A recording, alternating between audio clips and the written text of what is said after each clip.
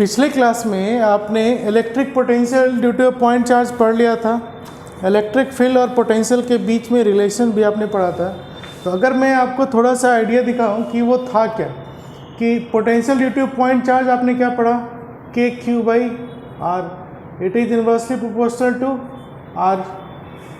और electric field और potential के बीच में रिलेशन क्या थी, minus delta V by delta R. तो इससे हमें ये पता चला था कि इलेक्ट्रिक फील्ड के डायरेक्शन में पोटेंशियल डिक्रीज करेगा। ठीक है, अब हम आगे पढ़ेंगे electric potential due to a dipole. तो electric potential due to a dipole पढ़ने के लिए हमें क्या करना है, अब देखिए हमें पढ़ना है electric potential due to an electric dipole.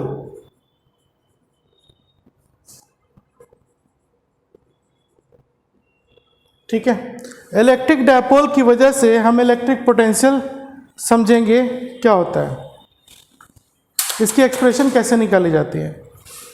तो सबसे पहले ये मान लो कि डायपोल होता क्या है। अगर हम डायपोल का देखें कि dipole is a system of two equal and opposite charges separated by very small distance. Dipole का जनरली आप डायग्राम ऐसे बनाते हो, ये माइनस क्यू चार्ज हो गया और ये आपका प्लस क्यू चार्ज हो गया। ठीक है, ये इसकी सेंटर हो गई। तो अगर मैं डायपोल की टोटल चार्ज की बात करूं तो total charge on dipole is zero, एक माइनस क्यू है और एक प्लस क्यू है। इसके सेंटर से किसी भी चार्ज की तरफ जाएं, या माइनस क्यू तरफ जाएं या प्लस क्यू की तरफ जाएं, तो वो डिस्टेंस आपकी स्मॉल डिस्टेंस ए होती है। A is considered as very small distance. ठीक है, वेरी स्मॉल डिस्टेंस कंपेयर, किसके लिए स्मॉल डिस्टेंस है, compare to R, compare to R. R कौन सा डिस्टेंस हो गया, जहां पे मुझे इलेक्ट्रिक पोटेंशियल की वैल्यू निकालनी है। मतलब डायपोल का टोटल लेंथ हो गया 2a, इसमें दो चार्ज हैं, एक प्लस क्यू चार्ज है और एक माइनस क्यू चार्ज है। इसकी पोटेंशियल मुझे किसी पॉइंट P पे निकालनी है जो कि इसके सेंटर से R डिस्टेंस पर है। राइट, ठीक है। अब ये जो R है ये काफी लार्ज डिस्टेंस भी हो सकता है। तो डायपोल की इलेक्ट्रिक फील्ड होगी, इलेक्ट्रिक फील्ड के बारे में हमने पहले पढ़ रखा है। तो इस फील्ड के डायरेक्शन में पोटेंशियल डिक्रीज करेगी। ठीक है, तो फील्ड के ही किसी पॉइंट P जो कि डायपोल से R डिस्टेंस पर है, और मान के चलते हैं कि ये जो है थीटा एंगल पर भी है। यहां पर अभी थीटा एंगल क्यों लिया गया, आप इसको समझना चाहो तो आप ऐसा देख सकते हो कि डायपोल, अगर मान लो मैं थीटा ना लूं, तो डायपोल की जनरल दो पोजीशन होगी। एक, या तो आप एक्सिस पे निकाल लो पॉइंट P जो कि सेंटर से R डिस्टेंस पर है। इस पॉइंट पे पोटेंशियल क्या होगा, तो जब हम इस पॉइंट पे जा रहे हैं, मतलब डायपोल के एक्सिस पे पोटेंशियल निकालने की कोशिश कर रहे हैं, तो यहां पर थीटा की वैल्यू क्या ले रहे हैं हम, 0 डिग्री। अब डायपोल,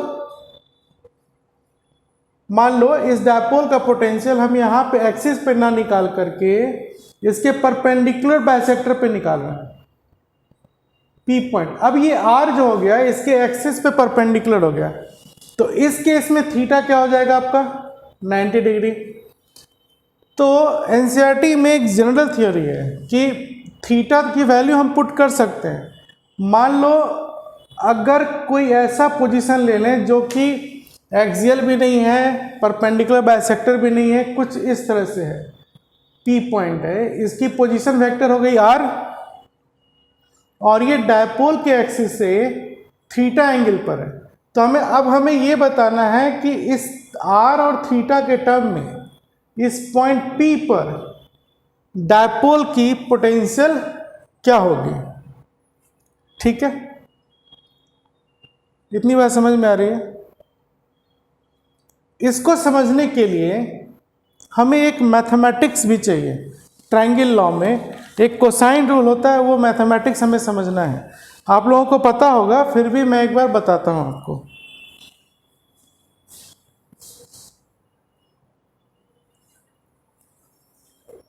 ठीक है, तो हम डायपोल ही आज पढ़ेंगे, लेकिन उसके पहले हम ये देख लें कि यहां पर मैथमेटिक्स क्या है।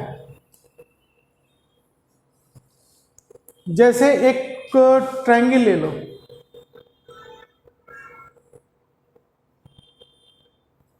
जरूरी नहीं कि राइट एंगल ट्रायंगल हो, हम कुछ इस तरह से ले लेते हैं, है ना। इसका नाम दे दो ए बी सी। मैथमेटिक्स इसकी यूज होगी। अब कैपिटल ए बी सी लिखते हैं तो ये एंगल ऑफ ट्रायंगल हो गया, और इसका सम क्या हो जाएगा, A plus B plus C is equal to pi. Pi means 180 degree, है ना। कैपिटल में लिखेंगे तो एंगल हो गया। अब अगर मैं साइड की बात करूं तो कैपिटल ए के सामने जो साइड है वो हो गया small a. Capital B angle के सामने जो साइड होगी ये वाली, ये होगी स्मॉल बी। और कैपिटल सी के सामने वाली जो साइड है वो क्या होगी, small c. So a b and c are sides of triangle. Small a, small b and small c are sides of triangle. अब कोसाइन रूल यहां पर क्या कहता है वो देखिए। कोसाइन रूल क्या है, कैसे इस फॉर्मूले को लिखते हैं। जैसे मान लो ये एंगल है सी, है ना, सी मैंने एंगल बोला है, तो अगर मैं कॉस सी के लिए फॉर्मूला लिखूं कि कॉस सी क्या होगा, तो कॉस एंगल सी है, इसकी वैल्यू साइड के टर्म्स में क्या होगी। तो आपको करना क्या है कि जो एंगल है उसके सामने कौन सी साइड है, सी, वो यहाँ पे माइनस सी स्क्वायर हो जाएगा, है ना। अब बाकी जो दो साइड है उसको आप ऐसे लिख सकते हो, ए स्क्वायर प्लस बी स्क्वायर। अब ये प्लस वाले जो साइड आ रहे हैं इसी का 2ab, ऐसे आप लिख दें। क्लियर है, इसका हम यूज करेंगे डायपोल में। अब मान लो मुझे कॉस ए क्या लिखना है कि कॉस ए क्या होगा, तो कॉस ए को देखिए लिखने का तरीका फिर से देखो। कॉस ए, इसके सामने कौन सी साइड है, ए, ये माइनस हो जाएगा, माइनस ए स्क्वायर। अब बचा कौन सा साइड, दो साइड बचे सी और बी, तो आप यहां लिख दो सी स्क्वायर प्लस बी स्क्वायर। अब फिर ये प्लस वाले का प्रोडक्ट 2bc। इसी तरह से अगर मुझे बी एंगल के लिए लेना वैल्यू लिखनी है तो cos b is equal to हम क्या लिख देंगे, b के सामने कौन सी साइड है, b, तो ये हो गया माइनस बी स्क्वायर। अब बचा कौन सा साइड, c और a, तो इसको हम लिख देंगे C square plus A square divide by 2ca। ठीक है, ये चीजें समझ में आ रही है आपको, नोट कीजिए। अब मैं डायपोल पढ़ने जा रहा हूं, डायपोल का पोटेंशियल। तो इसको मिटाते हैं। तो electric potential due to dipole हमें डिराइव करना है, और एनसीईआरटी की थ्योरी के अकॉर्डिंग ही अगर मैं उसे डिफाइन करूं तो आप ये देखिए,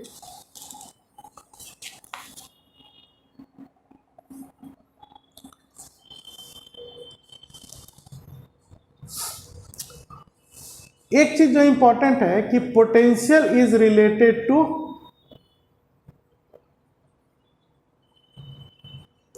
electric potential is related to work done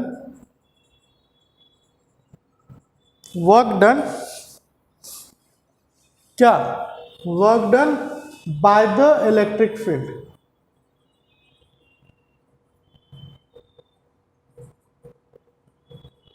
है ना, इलेक्ट्रिक पोटेंशियल,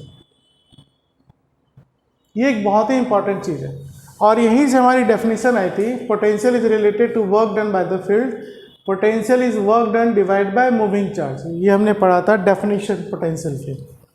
हर थ्योरी को डिराइव करने समय हमें उस जिस क्वांटिटी के लिए हम एक्सप्रेशन बनाने जा रहे हैं उसके लिए या तो डेफिनेशन चाहिए या फिर अगर कोई स्टैंडर्ड थ्योरम है तो उसका हम यूज़ कर सकते हैं। तो इस डेफिनेशन को यूज़ करके बनाई जाएगी। दूसरी बात, जैसे हमने इलेक्ट्रिक फील्ड में पढ़ा था कि एक चार्ज की इलेक्ट्रिक फील्ड हो जाएगी 1/kq/r²। ठीक है। अब बहुत सारे सिस्टम ऑफ चार्जेस हैं तो हम क्या करते हैं, किसी एक चार्ज की वजह से जो फील्ड है फिर दूसरे चार्ज की वजह से जो फील्ड है सबका वेक्टर सब निकालते हैं। तो resultant electric field is vector sum of individual electric field. अब जब सब का जो आप सम करते हो वही क्या कहलाता है आपका सुपरपोजिशन प्रिंसिपल। तो to find electric field due to a system of charges we follow superposition principle. तो डायपोल क्या है, सिस्टम ऑफ चार्जेस है तो वहाँ पे भी मुझे सुपरपोजिशन प्रिंसिपल फॉलो करनी होगी। तो सुपरपोजिशन प्रिंसिपल मतलब टोटल वैल्यू निकालने के लिए हम पोटेंशियल में भी सुपरपोजिशन प्रिंसिपल लगा सकते हैं।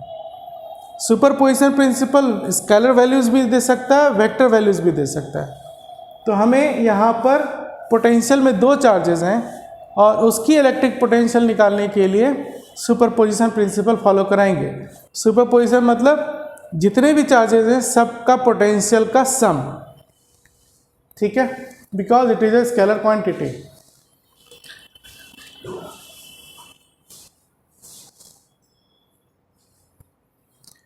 अब आप ये देखिए,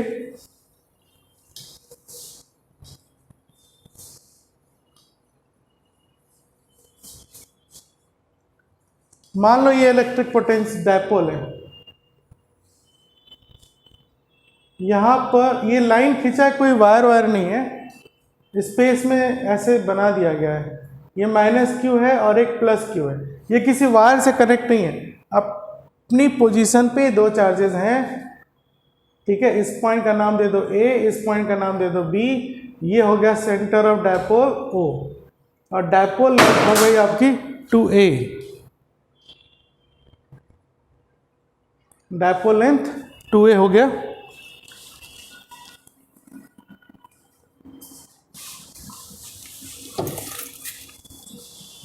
चलिए, तो मैं क्या बता रहा था, एक डायपोल की पोटेंशियल निकालनी है।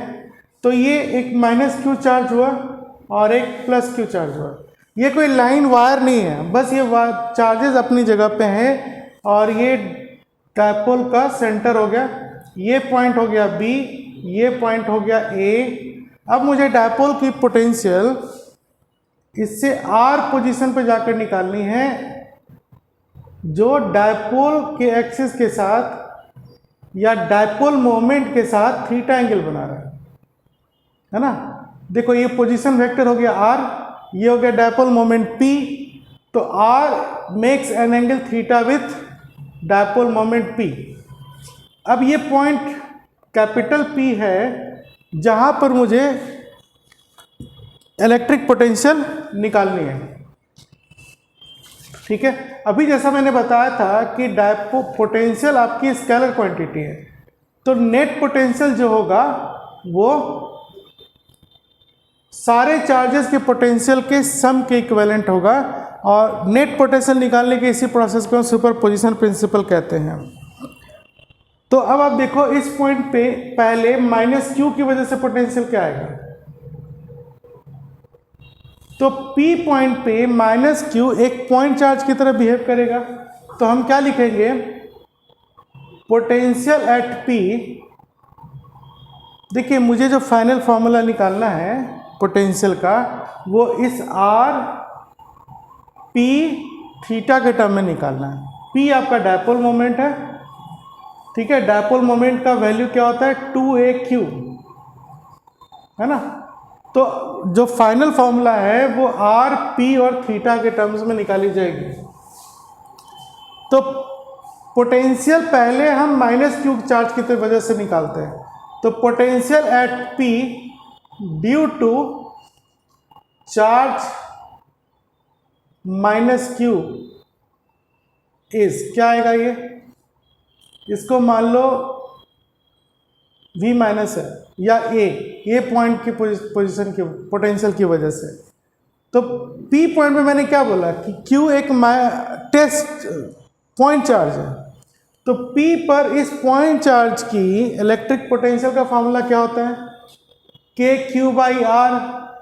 अब यहाँ पे कोई डायरेक्शन तो लगाना नहीं है, तो मुझे एज इट इज साइन देनी पड़ेगी कि पोटेंशियल निगेटिव है या पॉजिटिव है। तो अगर चार्ज निगेटिव है तो पोटेंशियल भी निगेटिव होगा। तो potential due to A at P क्या हो जाएगा, ये K minus q divide by ये डिस्टेंस AP। अब ये AP को मान लो है R1, तो हम potential at A due to P ये हम लिखेंगे माइनस KQ/R1।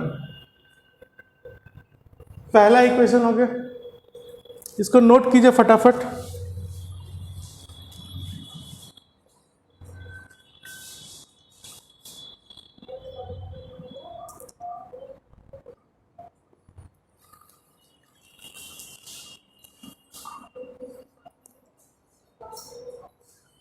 उसी तरह से P पॉइंट पे मुझे इस प्लस Q की वजह से पोटेंशियल चाहिए, तो फिर P पॉइंट पे ये प्लस Q भी पॉइंट चार्ज की तरह दिखेगा, तो इसकी पोटेंशियल क्या हो जाएगी, इसको अगर मैं मिला दूं तो ये डिस्टेंस हो गया R2। तो potential at P due to charge plus Q is, अब हम क्या लिखेंगे यहां पर, potential at P due to charge at B, ये हो जाएगा आपका KQ, ये पॉजिटिव चार्ज है तो potential positive divide by distance, तो ये डिस्टेंस क्या आपका PB। अब PB को मैंने R2 माना है, तो potential at P due to charge at B is KQ/R2। तो डायपोल में तो यही दो चार्जेस हैं, डायपोल में इसी दो चार्ज का सिस्टम बना है, तो P पॉइंट पे जो पोटेंशियल आएगी वो इन दोनों सिस्टम की वजह से जो पोटेंशियल आ रहा है उसका सम होगा। ठीक है, तो अब मैं क्या लिखूंगा यहां पर,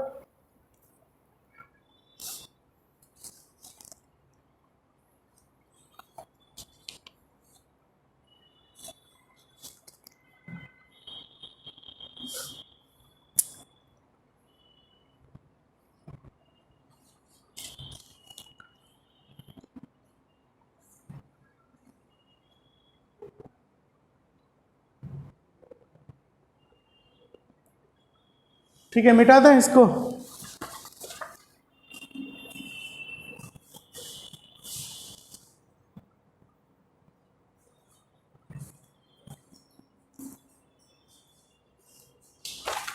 तो अब आप देखिए कि नेट पोटेंशियल एट P कितना आएगा,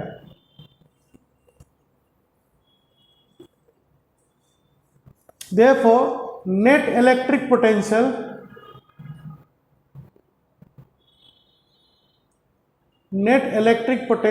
at P is Vp is equal to potential by A at P plus potential by B at P।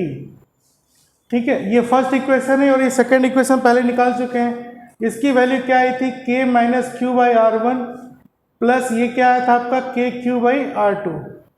मतलब अगर मैं इसमें से KQ कॉमन ले लूं तो ये वैल्यू क्या आ जाएगा आपका 1/R2 माइनस 1/R1, ये आ गया पोटेंशियल एट P। ठीक है, इसी को हम कह देंगे इक्वेशन 3। अब हमें R2 और R1, मैंने आपको पहले ही बताया था कि जो हम पोटेंशियल निकालेंगे वो पोटेंशियल R, P और थीटा के टर्म में आएगा। हमारी जो रिलेशन आनी चाहिए R, P और थीटा के टर्म में।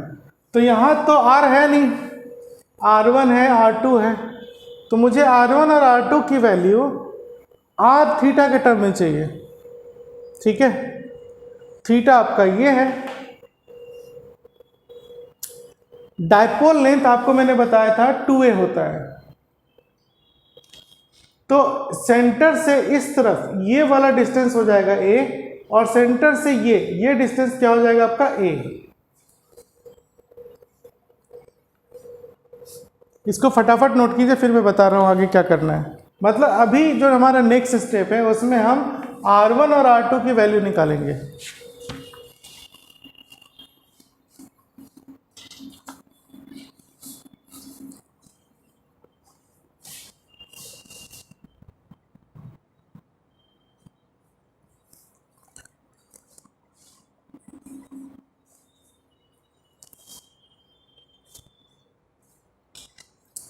चलिए अब हम R1 और R2 की वैल्यू निकालते हैं। तो ये हमारा मेन फॉर्मूला है जिसमें R1 और R2 की वैल्यू निकाल कर पुट करनी है। तो सबसे पहले ये देखो इस ट्रायंगल में, ये वाला, ये एक ट्रायंगल दिख रहा है आपको, है ना, in triangle OBP cosine rule apply करेंगे जो मैंने स्टार्टिंग में बताया था। इस R2 के सामने कौन सी एंगल है? थीटा। तो cos theta is equal to क्या हो जाएगा? ये इस एंगल के लिए हम कोसाइन रूल अप्लाई कर रहे हैं। क्यों? इसके ठीक अपोजिट R2 है। तो cos theta is equal to, इसके अपोजिट जो साइड है ये हमारा यहाँ पे हो जाएगा माइनस R2 स्क्वायर। अब दो साइड बचा इस ट्रायंगल में, एक R और एक A। तो इन दोनों का स्क्वायर का सम डिवाइड बाय इन दोनों का 2AR, ऐसे लिखेंगे। ये कोसाइन रूल लिखने का तरीका है। मुझे अब R2 चाहिए, तो ये 2AR cos थीटा इसमें मल्टीप्लाई करो, क्या आ जाएगा? R square plus A square minus R2 square. ठीक है, तो इससे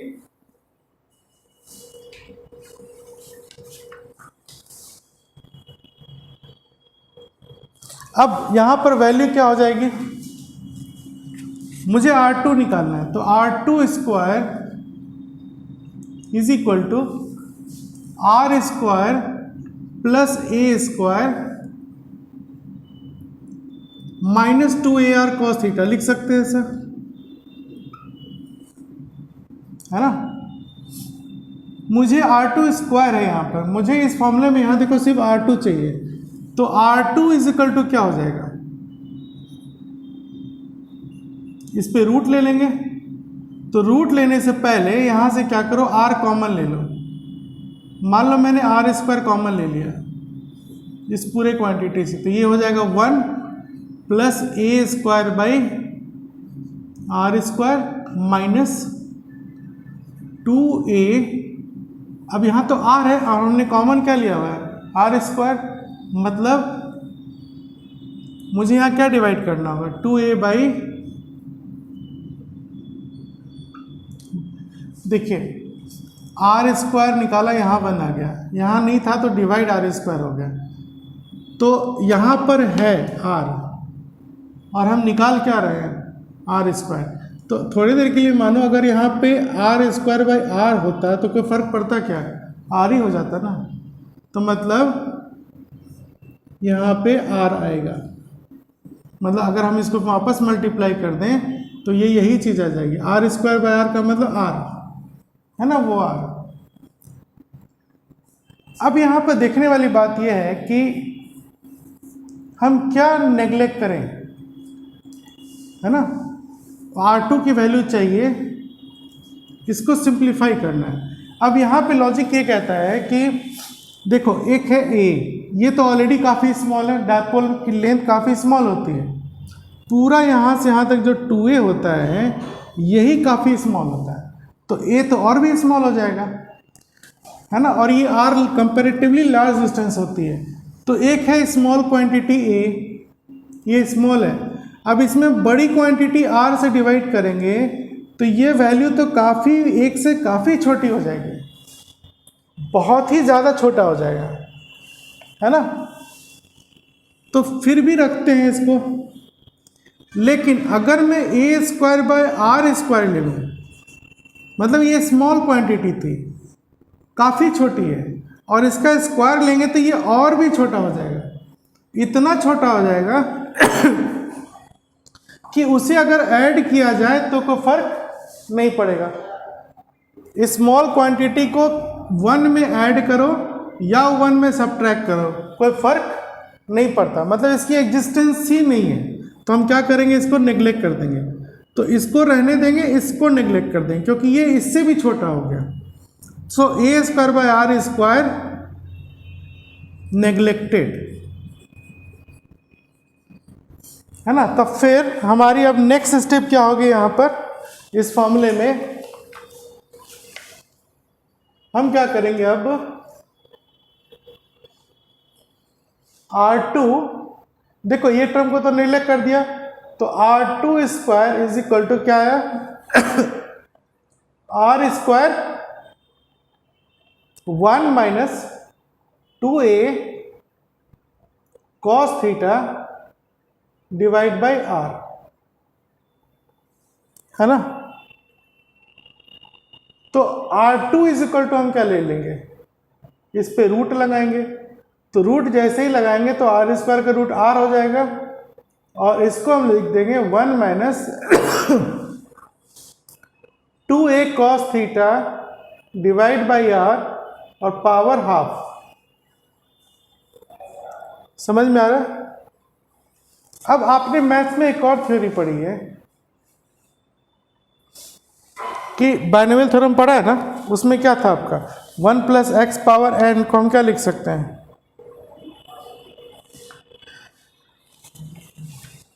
जैसे 1 plus minus x power n, ये क्या हो जाता है 1 प्लस माइनस एन एक्स हो जाता है। ऐसा कब लिखते हैं, जब x आपका एक से काफ़ी छोटा हो। ये आपने पढ़ा होगा 11th में, है ना। तो यहाँ भी देखो ये 1 है, 1 में माइनस करना ये वैल्यू, और a बाई आर तो काफ़ी छोटा है एक से, तो हम यह बाइनोमियल लगा सकते हैं। तो बाइनोमियल लगाने का मतलब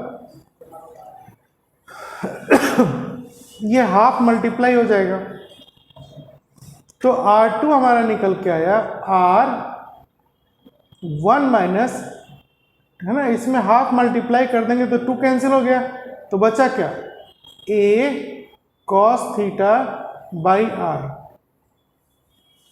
ठीक है।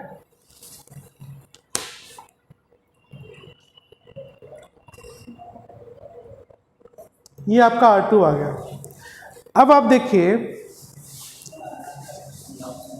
मुझे मेन फॉर्मूला तो यही है, यहीं पे वैल्यू डालनी है। तब यहाँ पर किस चीज़ की वैल्यू डालनी है, 1 बाई R2, ये R2 है, तो 1 बाई R2 क्या हो जाएगा,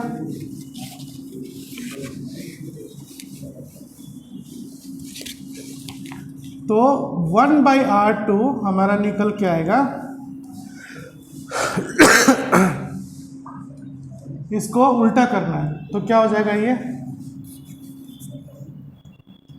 1 by R 1 minus a cos theta by R, ऐसा लिख सकते हैं।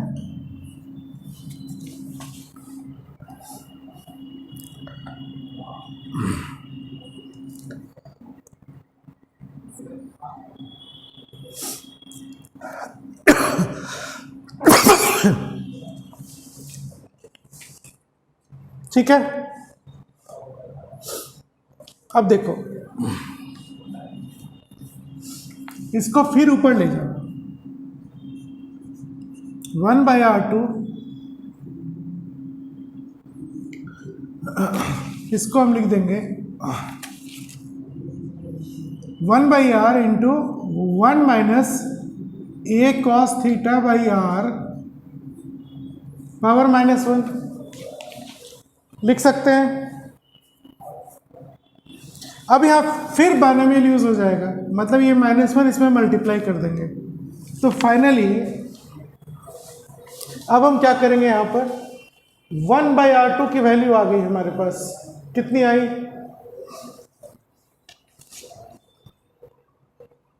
1 बाई R2 आ जाएगा 1 by R into 1 plus a cos theta by R, है ना। ये पूरा 1 बाई R2 हमने निकाल लिया। ये हो गया इक्वेशन 4।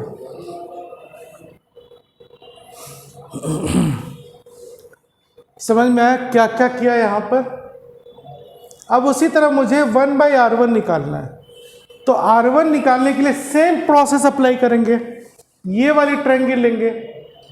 अब इसमें कोई एंगल दिख नहीं रहा है, तो ये थीटा है, तो ये एंगल कितना हो जाएगा आपका 180 माइनस थीटा, और cos 180 माइनस थीटा मतलब सेकेंड क्वाड्रेंट, तो सेकेंड क्वाड्रेंट में cos नेगेटिव होता है, तो cos 180 थीटा हो जाएगी माइनस cos थीटा। ठीक है, फिर इसी प्रोसेस से हम सारा आएंगे, तो होगा क्या यहाँ पर, ये प्लस सिर्फ माइनस हो जाएगा। तो मैं यहाँ पे डायरेक्ट लिख सकता हूँ 1/R1 is equal to 1/R 1 minus a cos theta by R। ठीक है, लिख सकते हैं। तो आप यहाँ पे सिर्फ एक वर्ड लिख दो, सिमिलरली, मतलब मैथमेटिक्स तो एक ही है, और अगर आप रफ करके देखेंगे तो इतना आ जाएगा। ठीक है, दिख रहा है ना सबको?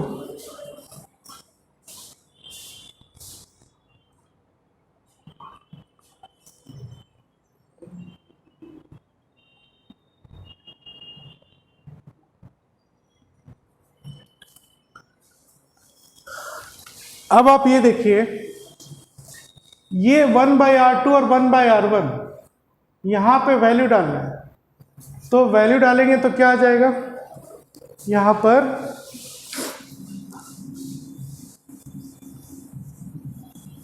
So potential at P is KQ 1/R2, क्या है वहां पर 1/R 1 plus a cos theta by R,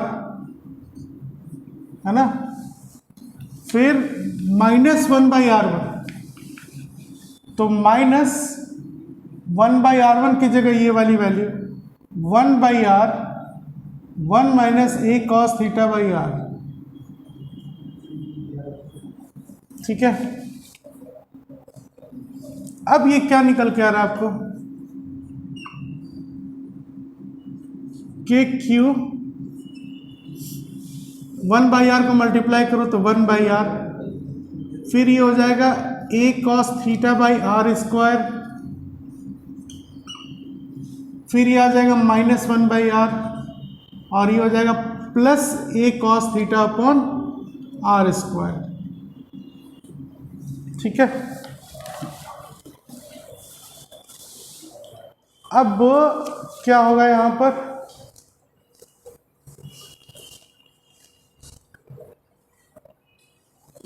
तो पोटेंशियल एट P, ये minus 1/R plus 1/R cancel हो गया, KQ bracket a cos theta by R square, a cos theta by R square, दोनों add करेंगे तो 2a cos theta by R square. ठीक है, अब सारा मल्टीप्लाई, ये 2aq क्या हो जाएगा आपका डायपोल मोमेंट, तो since P is equal to 2aq, ये डायपोल मोमेंट है, therefore potential at P is K P cos theta by R square, है ना, ये मेन फॉर्मूला हो गया। कितना हो गया इक्वेशन 6 मान लो, therefore potential at P is 1/4 pi epsilon not into P cos theta by R square. ये दोनों आपका एक ही रिलेशन है, आ गया रिलेशन, यही मुझे प्रूव करना था। अब इसको थोड़ा और डिटेल में देखते हैं। ये हमने निकाला potential due to a dipole at any point. ठीक है, अब आप यहां पर ऐसे समझ सकते हैं कि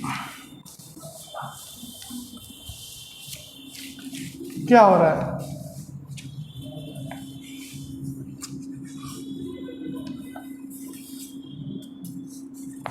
पोटेंशियल स्केलर है, डायपोल मोमेंट वेक्टर है। तो देखो एक थ्योरी थी, ए बी कॉस थीटा को हम क्या लिख सकते हैं, ए वेक्टर डॉट बी वेक्टर, है ना।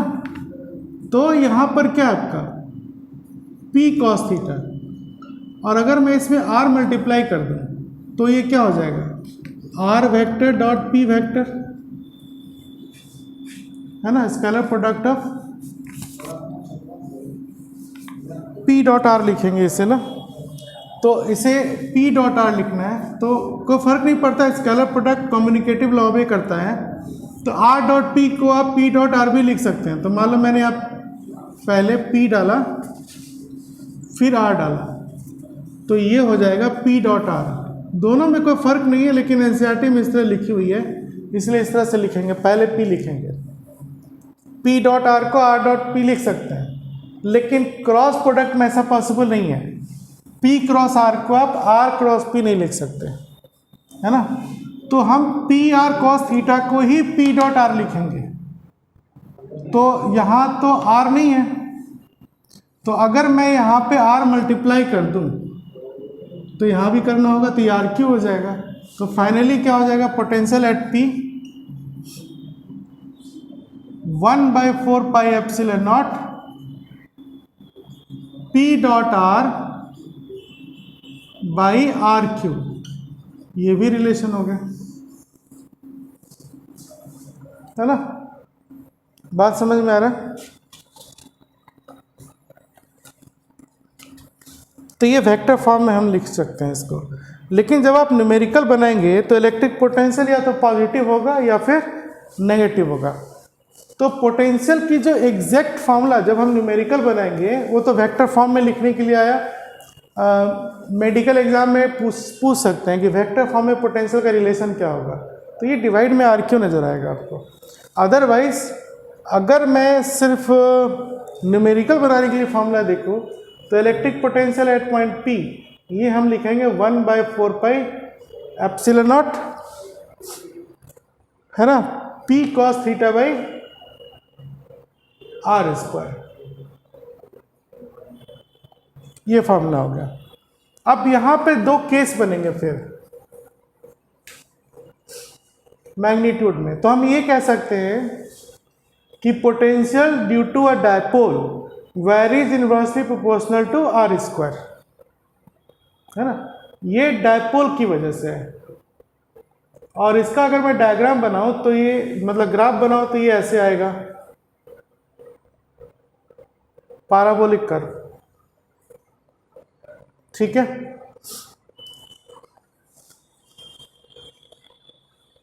अब जो मैं केस की बात कह रहा था वो ये है,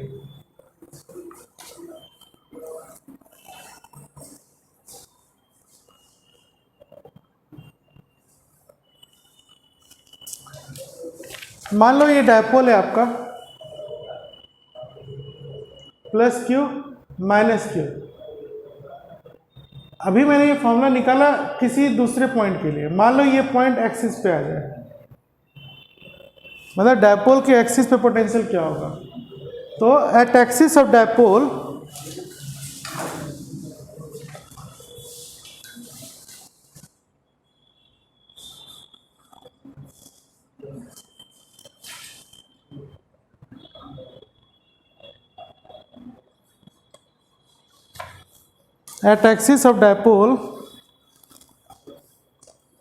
थीटा को हम 0 लिख सकते हैं। थीटा 0 हो जाएगा। तो potential at P and axial position क्या निकल के आएगा, ये cos 0 1 होता है, तो के क्यू बाई आर स्क्वायर या फिर K P by R square 1/4 pi epsilon naught P by R square dipole moment. ये डायपोल मोमेंट है पी, ठीक है। ये निकला आपका potential due to a dipole axis point पे। अगर मुझे परपेंडिकुलर पोजीशन पे निकालना होता, मान लो ये वाले पोजीशन पे यहां पर, तो यहां थीटा कितना आ जाएगा 90 डिग्री। तो जैसे यहाँ cos 90 थीटा 90 रखेंगे तो cos 90 क्या हो जाएगा 0। तो potential due to dipole at perpendicular bisector position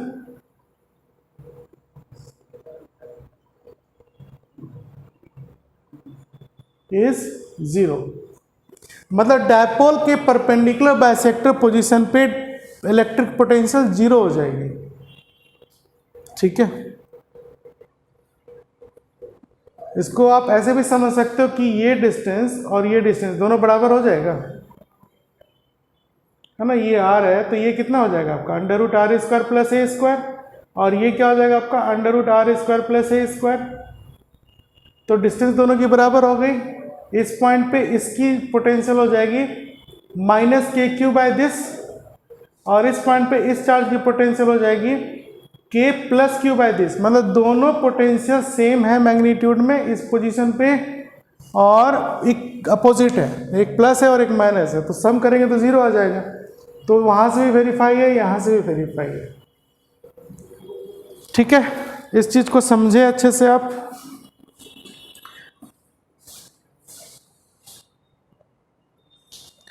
अब इसमें आप बोर्ड की थ्योरी आराम से बना सकते हैं, क्वेश्चन आंसर होगा वो पढ़ेंगे समझ में आ जाएगा। जो सबसे इंपॉर्टेंट चीज वो ये है कि डायपोल की पोटेंशियल का फॉर्मूला यही यूज करना है, उसमें आपको थीटा अप्लाई करना होगा। क्या होगा, अब वेरिएशन की बात करें तो इलेक्ट्रिक पोटेंशियल ये होता है के क्यू बाई आर। किसकी वजह से? पॉइंट चार्ज की वजह से। और इसका हम ग्राफ कैसे बनाते हैं? यूं, है ना। ये potential due to point charge, मतलब ये पॉइंट चार्ज के लिए ऐसे वेरी कर रहा है। लेकिन अभी डायपोल में हमने क्या देखा? K P by K P cos theta by R square. मतलब पोटेंशियल जो है inversely proportional to R square हुआ। किसके लिए? Only for dipole. और फिर यहां जो ग्राफ आएगा वो पैराबोलिक करवाएगा ये। ठीक है, समझ में आ रहा है सबको? तो इलेक्ट्रिक पोटेंशियल स्केलर क्वांटिटी है, इसके डायपोल के परपेंडिकुलर पोजीशन पे इलेक्ट्रिक पोटेंशियल 0 हो जाएगा, बाकी सारे पोजीशन पे वैलिड होगा, और वो इस फॉर्मूले से हम निकालेंगे। फिर इसकी ग्राफ इस तरह से आएगी, inversely proportional to R square. ये इंपॉर्टेंट है डायपोल की वजह से, जबकि पॉइंट चार्ज की वजह से ये इनवर्सली प्रोपोर्शनल टू आर है सिर्फ।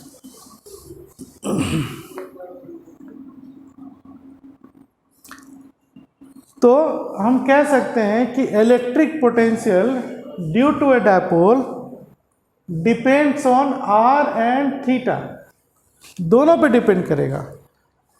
इलेक्ट्रिक, मेरी बात ध्यान से सुन रहे हैं आप लोग, उसको नोट कर सकते हैं। Electric potential due to a dipole depends on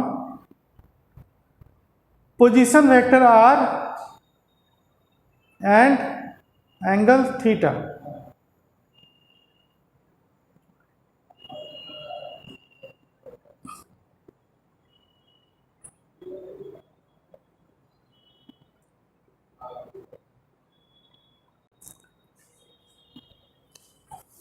ठीक है, सिंपल सी बात है। अगर आपको सिस्टम ऑफ चार्जेस दी हुई है, जितने भी सिस्टम ऑफ चार्जेस हैं, तो उन सब की पोटेंशियल सिंपली क्या हो जाएगी? अलजेब्राइक सम हो जाएगा।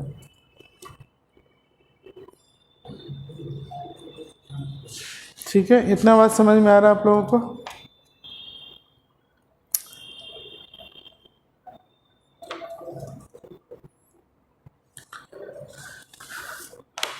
अब हम एनसीईआरटी का एक क्वेश्चन करते हैं, ध्यान से देखना। एग्जाम्पल 2.3 इंपॉर्टेंट क्वेश्चन है ये।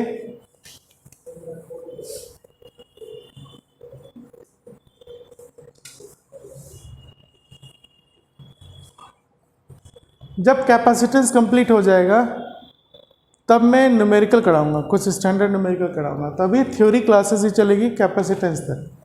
मोस्ट प्रोबेबली इस वीक में कंप्लीट हो जाएगा, थर्सडे तक कैपेसिटेंस कंप्लीट कर देंगे, आपका बोर्ड सिलेबस भी हो जाएगा, फिर हम न्यूमेरिकल करेंगे जेई मेन लेवल का। अभी एक एग्जांपल देखते हैं इस कंसेप्ट को समझने के लिए। इस एग्जांपल क्या था, ये 2.3 है ना, इसमें दो फिगर हैं, और एक पॉजिटिव पॉइंट चार्ज की फील्ड है और एक नेगेटिव चार्ज की फील्ड है। जैसे ये पॉजिटिव चार्ज है तो इसकी फील्ड इस तरह से बाहर दिखाई हुई है,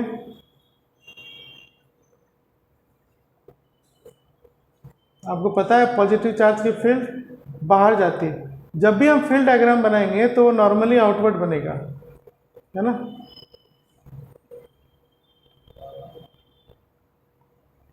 ये फिगर ए है एनसीईआरटी में, दिस इज फिगर ए। और एक और डायग्राम है आपका नेगेटिव चार्ज के लिए। तो नेगेटिव चार्ज की फील्ड लाइंस तो चार्ज की तरफ ही आएगी, है ना, इस तरह से आ गया।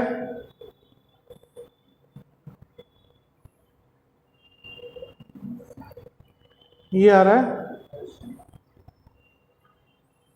ठीक है, ये फील्ड चार्जेस है। यहां पर दो पॉइंट आपको दिया हुआ है, एक पॉइंट है P और एक पॉइंट है Q डायग्राम में। उसी तरह यहां पर दो पॉइंट दिया हुआ है, एक पॉइंट है A और दूसरा पॉइंट है B, है ना। पॉजिटिव चार्ज के फील्ड में दो पॉइंट P और Q दी हुई है, नेगेटिव चार्ज के फील्ड में भी दो पॉइंट दिया हुआ है A और B। अब सबसे पहला क्वेश्चन आपका था यहां पर,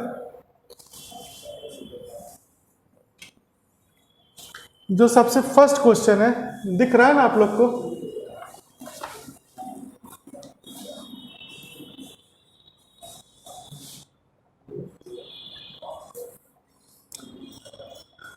अब जो सबसे फर्स्ट क्वेश्चन है वो ये है, गिव साइंस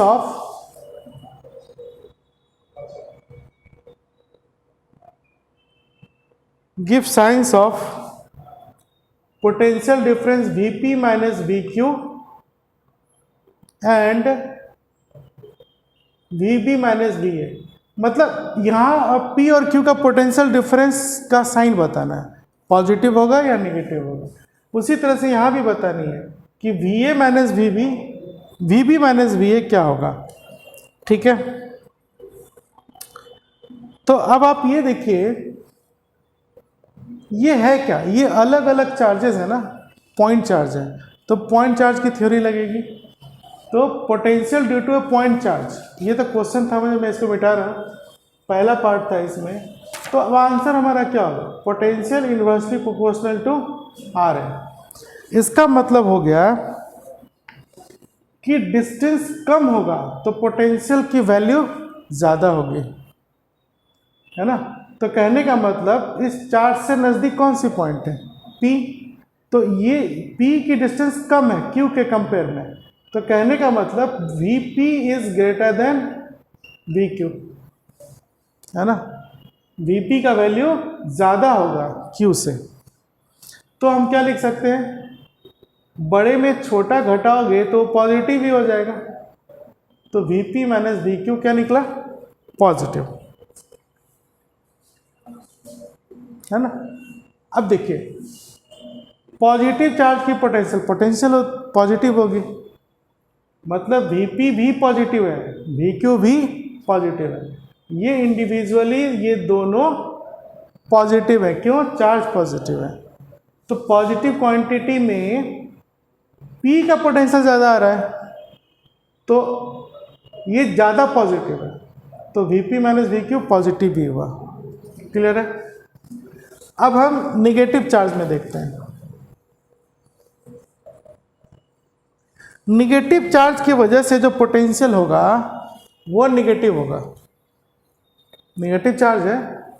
तो अब आप ये देखो कि A नज़दीक है चार्ज के, है ना, तो इसकी निगेटिव वैल्यू ज़्यादा होगी। अगर हम यहाँ मैग्नीट्यूड के टर्म में देखें, है ना, मान लो थोड़ी देर के लिए हम ये पॉजिटिव चार्ज भूल जाते हैं, इसको भी पॉजिटिव ही मान लेते हैं थोड़ी देर के लिए समझने के लिए, तो फिर आपको क्या दिखेगा, अगर मैं इसको पॉजिटिव कर दूं तो क्या दिखेगा, VA is greater than VB, है ना, सिंपल मैथमेटिक्स है। क्योंकि इसकी डिस्टेंस कम है तो इसका पोटेंशियल ज़्यादा हो गया, लेकिन निगेटिव चार्ज की पोटेंशियल निगेटिव होती है, तो अब ये वाली पोटेंशियल निगेटिव हो गई, ये वाली भी पोटेंशियल निगेटिव हो गई। अब बताओ क्या रिलेशन आएगा, आपको क्या बताना था?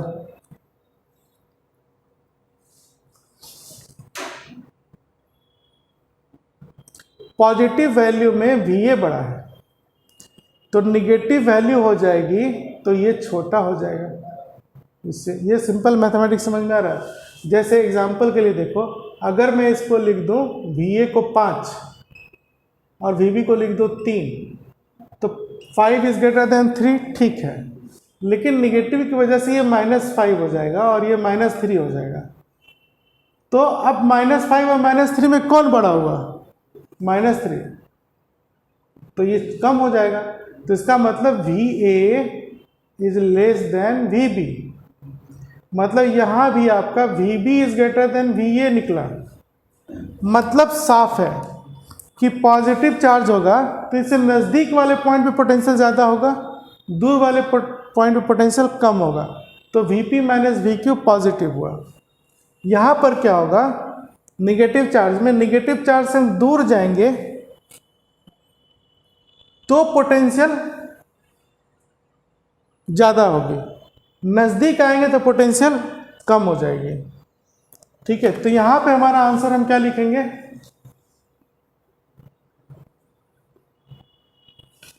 आपको VB माइनस VA निकालना था तो हम लिखेंगे VB is greater than VA, तो VB minus VA is positive.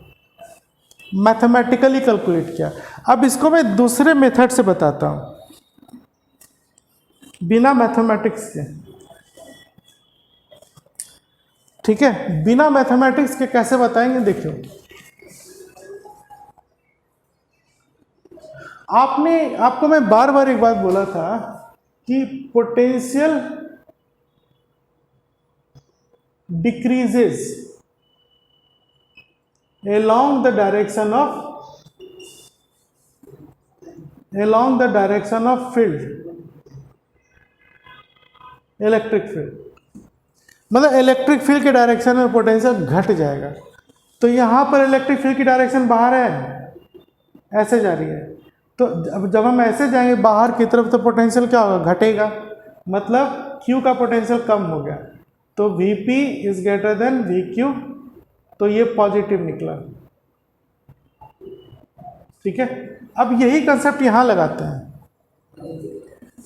यहां पर इलेक्ट्रिक फील्ड तो इस तरफ से आ रही है, तो इलेक्ट्रिक फील्ड के डायरेक्शन में अगर हम चलेंगे तो पोटेंशियल क्या होगी, घट जाएगी, है ना, B से A की तरफ जाएंगे तो पोटेंशियल घटेगा, मतलब A का कम हो जाएगा। तो हम क्या लिखेंगे, VB is greater than VA। आ गया समझ? चलिए, कौन सा इजी लगा, फिजिक्स कंसेप्ट इजी है या मैथ्स कंसेप्ट इजी है? ऑब्वियसली फिजिक्स कंसेप्ट ज़्यादा इजी होता है। ठीक है, फाइन।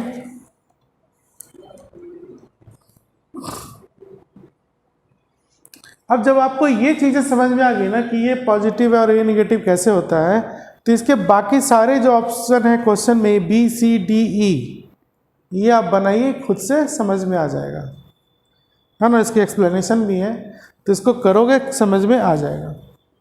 ठीक है, आज के लिए इतना ही। कल हम इलेक्ट्रोस्टैटिक पोटेंशियल एनर्जी पढ़ेंगे। ठीक है, चलिए, थैंक यू।